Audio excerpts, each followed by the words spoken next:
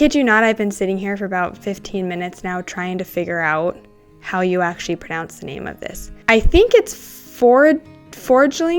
Foraglings. Is that how you pronounce it? I think it's Foragling. Foraglings. If I'm mispronouncing this, I am so sorry. Hello everybody, welcome back to the channel today. My name is Carly and today we're going to be featuring a game that is currently live over on Kickstarter right now. This game is Foraglings. Foraglings was designed by Sam Mcdavitt, illustrated by TJ Jacob, and is being produced for Mcdavitt Publishing. And I wanted to give a quick shout out to Mcdavitt Publishing for helping sponsor this video for you today. In Foraglings, you will be completing community projects and competing to be the most helpful foragling you can be. In this 1-to-4 player competitive inventory management game, players will take on the role of a unique foragling competing to collect the most coins throughout 6 rounds of play. Foraglings will bid for resource tiles and exchange them in the market as they work to build a hand of community projects to score at the end of the game. As I mentioned before, Foraglings is currently live over on Kickstarter right now. So as with all of my Kickstarter previews, I'll make sure to have all of the links for everything in the description below for this video. So you can hit those links, head over and kind of check out the finalized ideas or kind of like concepts that they have for this game. If you are new to the channel and you've never seen any of my Kickstarter previews before, what I typically do is I go into kind of a very general explanation of how the game operates and plays, just to help kind of give you a better understanding of how the game operates. And then I'm going to jump into kind of chatting about what I enjoyed about this game and who I would recommend it for. Something that I do want to quickly mention, as with all of my previews, is this very much is a prototype copy of the game. So all rules, components, everything is subject to change. So just kind of keep that in mind while you're watching this video. However, this still should kind of give you a general idea of how this game is going to flow. So with all that out of the way, let's go ahead and kind of dive into my general overview of how this game operates. If you take a look at the board right now, this is kind of what setup looks like, but what's going to happen is you have this center board, this kind of tiny center board that will go in the center of the table, kind of within reach of all players. You will also have a bunch of community cards. Now, these community project cards are super important for the game, and they show and kind of display a lot of different things. So kind of going into setup, the first thing that you'll do with these cards is you will actually deal out 6 project cards, placing them in the center of this center board. What these are going to show, you'll place them face down, and on the back of these community cards, it shows the type of bidding that is going to occur for that particular round. So a big part of this game is bidding, and there's 3 different types of bidding that could occur. There is single round bidding, there is hidden bidding, and then there's also open bidding. So those are the 3 types of bidding that can occur. We'll talk about that a little bit more in gameplay, but for just kind of setting up the game, you'll have those 6 cards just right in the center of the table. From these community project cards, you will also deal 6 face up now to the top of the board, and then however many players are playing, you will deal that many cards face up to the bottom of the board. There's also this little bounty deck. What these are going to do is you will actually deal 1 on top of all of the cards that are face up on the bottom of the board. And we'll chat about what those do in a second. Players will then select what little foragling that they will be playing as throughout the game. Every one of these are slightly different and kind of give you slightly asymmetrical abilities or kind of different ways to get points throughout the game. You will also select a little backpack along with a collection card. You will slide your collection card into your little backpack, making sure to place your little buttons on the appropriate slots. And then make sure to place one of your little income buttons at the bottom of your track on your foraging mat. Every player will also get a screen and collect 10 coins from the supply, making sure to hide those coins behind your screen. These screens are super important because the way you win this game is by having the most money. And money is also what you're going to be bidding with in regards to turn order. So what these screens are doing is basically hiding your points from the other players, so you don't really know kind of where you're standing in any given game, which makes it really interesting. Something else that you're going to make sure to set up are these resource tiles. So there's going to be a bunch that come with the game. This is kind of like the polyomino-ish aspect of the game. So you'll just kind of make sure to set these out on the table within reach of all players. Something else you'll do is you'll place one of your little income buttons on this bidding priority track based on the number that's shown on the little foragling that you chose at the beginning of the game. Starting with the lowest and then working up to the highest. Kind of with that general explanation of how setup works, we're now going to move on to gameplay. As I mentioned before, the game is played over 6 rounds, and every single round will operate as follows. You will begin with a bidding phase, then moving on to a collecting phase, then the market phase, and then the reset phase. During the bidding phase, players will bid coins from their personal supply based on the current bid type that is in play that round, trying to compete for turn order for the collecting phase. I mentioned before the 3 different types of bidding that could occur. Let's go ahead and chat about each of those now. So the first, which is shown here on the top board, is the single round bid. During a single round bid, players will place one single bid in front of them for that entire round. They don't have the opportunity to increase it at all. So in other words, everybody gets one chance to bid. During a hidden bid, players will simultaneously and secretly choose a number of coins from their hand, hold them out, and everybody will reveal at the same time. So with a hidden bid, it kind of makes it interesting because you have literally no idea the amount of the amount of coins that players are going to bid, again, trying to compete for turn order. During an open bid, however, players will take turns bidding until everybody around the table has either passed, or they can announce a bid equal to or lower than the current highest bid. If the player does the second option, then they'll flip their little button over, signaling that they're out for the remainder of the bidding. The bid will continue like this, going round and round until everybody has passed. Once all bids have been placed, the player who wins will actually draw this top community card. Again, they don't really know what's underneath, but they will draw it and add it to their hand. By doing this will then reveal the next what the next bid session is going to look like. Players will then order their little income buttons in the order of whoever won the bid, working down to the lowest. If players chose to not make a bid at all, then they will automatically come last on this income track. And then all the coins that were used during this bidding phase are discarded back to the supply. And then that kind of rounds out the bidding phase. So now we're going to move on to the collecting phase. Following the bidding priority track that was, again, kind of set up during the initial bidding phase, players will take turns collecting these bounties that are at the bottom of the board. However, if a player did not bid at all during that round, they are unable to collect any bounty whatsoever. During the collecting phase, players will collect a bounty. This community project card that was at the bottom will actually be added directly to their hand. Oops. Just ignore that. And then this little tiny card, if you remember, was placed at the top of every single one of those community project cards, show you something really important. The front of these cards kind of gives you a little bit glimpse as to what is on the back, but what these are essentially showing are the type of resource tiles that you can add to your backpack. So once you collect these cards, flip them over, it'll show the exact tiles that you can now collect and add to your backpack. There are a handful of rules in regards to placing these resource tiles in your backpack. So the first is, if you remember at the beginning of the game, some spots are actually covered by buttons on your board.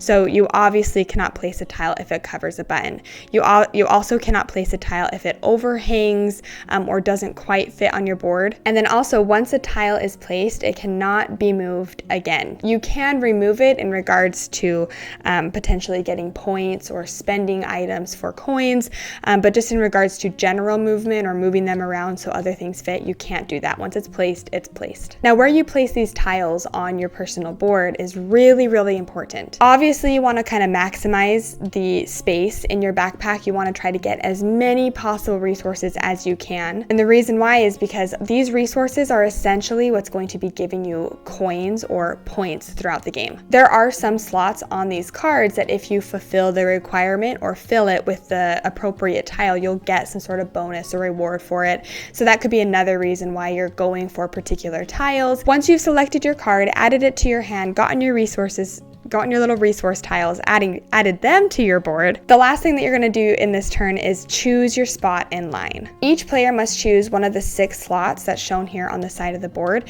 and why this is important is because this will determine your turn order for the market phase. If you choose the highest up position on this track, that ensures that you go first, but every single slot that is below it progressively kind of gets more and more powerful, but again, it's a trade-off because then you'll go last during the market phase. So very quickly, we're just going to kind of pretend that we've gone through this and we have placed like so. So blue decided to go first. Blue doesn't get an additional reward. The reward for being able to go first to the market is reward enough, while magenta gets 2 coins for where they placed, and then yellow actually gets to remove a little button from their board, which again just helps kind of open up more slots and more places for future tiles to go on. After everybody has done that, that's the end of the collecting phase, and then we move on to the market phase. You can kind of do a lot of things during the market phase, and this is kind of primarily where you're going to get the most points is during this phase. So when it is your turn, there are 4 different things essentially that you can choose from. So the first is up here, kind of at the top of the board. There are 3 different locations that you can choose. The first is exchanging 3 coins to remove a button from your board. The second one is exchanging a coin to get any good tile of your choice. Again, adding that good tile immediately to your board. And then the next thing that you can do is you can actually get rid of any tile on your board for 1 coin. And you can do that as many times as you want. So technically, if you have a full backpack, you could choose to go here and completely get rid of everything in your backpack again for 1 coin each. Something else though that's even more powerful than these 3 spots are these 5 market cards, or I guess these are just the community project cards, but these 5 cards are at the top of the board. One thing you can do with these cards is you can select a card just simply to add it to your hand. And why that's important is at the bottom of every single card, it will show you ways to get end game points. So for example, this card, if I were to add it to my hand and I had this in my hand at the end of the game, I would get 5 points per filled column on my little backpack, on my collection card. You do have a hand limit of 6 cards with these, but they really can offer some major points at the end of the game if you are able to kind of get the correct cards. If you do choose to collect a card, you just have to make sure you have the correct tile that you need to spend from your board in order to actually collect this and add it to your hands. Something else you can use these market cards at the top of the board here for if you don't want to add it to your hand is all of them have an ability, which all of the abilities are essentially just spending certain tiles from your board in order to score points. So coming back to this card here, if I didn't want to collect this to my hand, I could choose to go here and I can discard however many, I don't know what fruit this is. It kind of looks like a peach, but I don't think it is a peach. Maybe it's a flower. I don't know.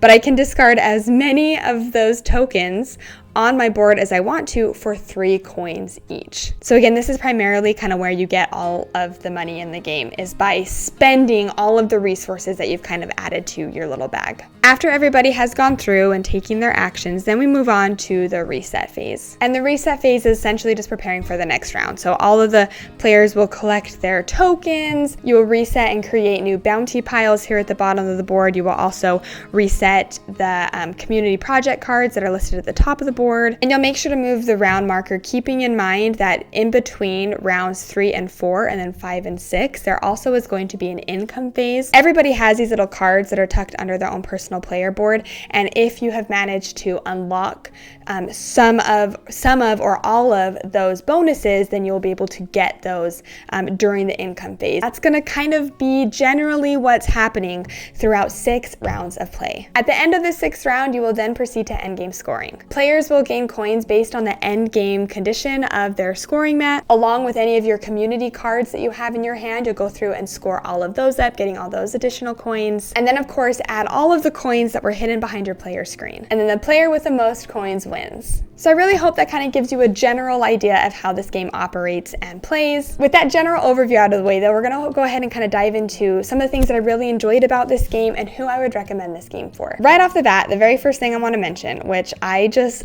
absolutely adored in this game, was how the bidding kind of changed and varied from round to round. You have to keep in mind that I love bidding games, so just kind of be aware if you don't like bidding games. I'm not sure if this would be for you because bidding is super important in this game, but I love bidding, and I don't think I've ever actually played a game that does bidding the way that this does. The fact that there's 3 different types of bids that could occur in the game, right? So you have the open bid, the single bid, and then the hitting bidding.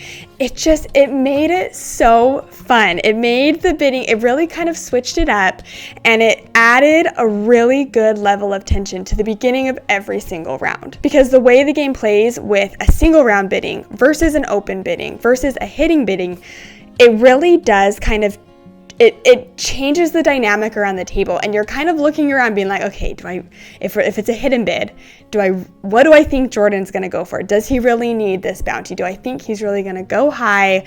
And then when you do the open bidding, you're kind of just like bluffing, trying to push and see how far you can push people or kind of bluff them out of their own money. I honestly loved this. I thought it was so fun. Like I said, I personally have never played a game that has bidding that does something like this. this, that it like changes the way that bidding operates. It's a small thing. They didn't have to do this. They could have just done simple bidding every single round. It's the same.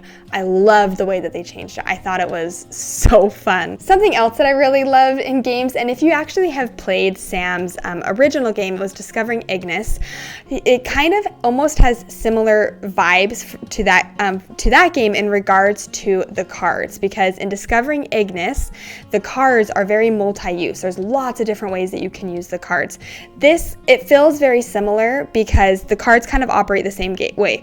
The back of the cards are important in regards to the bidding, and then you flip them over, and the bottom half of the card is important when you have it in your hand. But then when you're going to the market, it's the top half of the card that you are able to utilize to kind of sell the items that are in your backpack. So I just love the way that he uses cards, like the multi-use cards that he uses in his games. I've always loved that. That was actually one of my favorite parts of Discovering Ignis, and it's one of my favorite parts of this game too. It makes the market phase really interesting because you only ever have one action, one thing you can do when it's the market phase. And it feels so punishing, like in the best possible way, right? Because if you really want this card, like if there's two cards at the top of the board and you want one of them, but you want to use the action of the other, it's that tough choice that you have to make. Okay, what is really going to benefit me more? So I really loved that the way that the cards operated and played. Something else that I really loved too, though, is how important, I feel like this whole game is like turn order. Like it's like turn order, the board game, because obviously you're initially bidding for turn order in regards to, and this is another thing actually, now that I'm thinking about it, I don't know if I've played a game that actually does this, is you initially bid for turn order to collect the bounties at the bottom, right?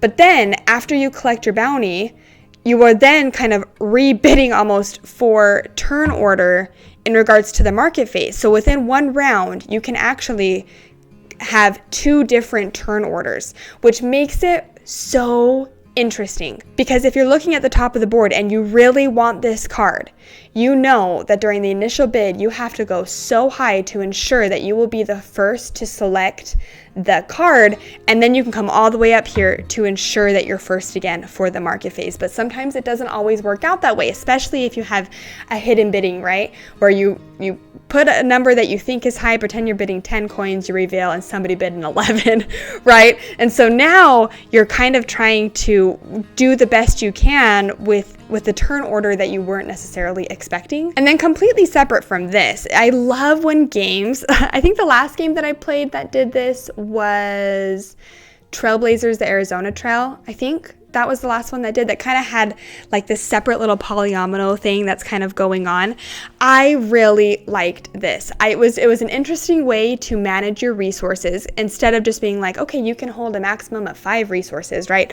I love how they made this a polyomino kind of little puzzle that you were trying to do. You were always trying to unlock your buttons, trying to get more space on your little board. It was just a really fun thing for my brain to work around to then sell them off as quickly as I can to try to get the most money. Very briefly, I do kind of want to talk about player count because I would recommend this at that 3 to 4 kind of player count range, because if you do play this game with 2, you do have to kind of use almost like a dummy player because I don't know. I mean, with most bidding and auction games, it's not quite as fun with just 2 players. So just kind of keep that in mind. Be aware of what player count you typically play at. I almost forgot something else that I want to mention. I'm sorry, I keep going off. There was a lot about this game that I really liked. But something that I wanted to mention is I really liked your little Foraglings. And I liked how every time you play this game, you really can kind of like, you really feel like you kind of get a different experience every single time. You kind of feel like you're working with a different puzzle because you have your little characters that you're playing as, which all kind of do different things, right? Different ways to kind of advance along this track, different things to kind of focus on. So I really liked that variability that the game comes with. So having said all of that, coming into who I would recommend this game for, I think if you do enjoy bidding games, if you do kind of play around that 3 to 4 player range, if you like the kind of little polyomino puzzle that you're kind of doing in regards to your resource management on top of bidding for turn order and really trying to maximize your turns, I really would recommend this game. I was actually really surprised how much my husband Jordan liked it, but even Addie, okay, so Addie, she just turned 8. Addie was able to play this game no problem. She fully understood. Again, Addie plays a lot of games, but she totally understood what she had to do. She understood the puzzle behind trying to get cards into your hand to use for endgame scoring, or just simply trying to cash out that card to then sell the goods that are on your board. So the fact that Addie was able to understand it, I think it's a very approachable game. There's really not that much overhead, and it just has a really good kind of crunchy vibe to it. I don't know how to describe it other than that. We had a really fun time with it. I actually would love to play it again before having to send it off to the next reviewer, because I really had a great time with this game. So if anything about this game kind of stands out or sounds interesting to you, again, I just want to reference you over to the current crowdfunding campaign that is live for this game. Again, I'll make sure to have all of the links in the description below for this video. And again, I wanted to give a special shout out to Mcdavitt Publishing for helping sponsor this video today. If you enjoyed this video and you haven't yet subscribed to the channel, it means so much if you could do that. It really helps support us and kind of everything that we're doing over here. But until next time, I hope you have a great rest of your day, and we'll see you later.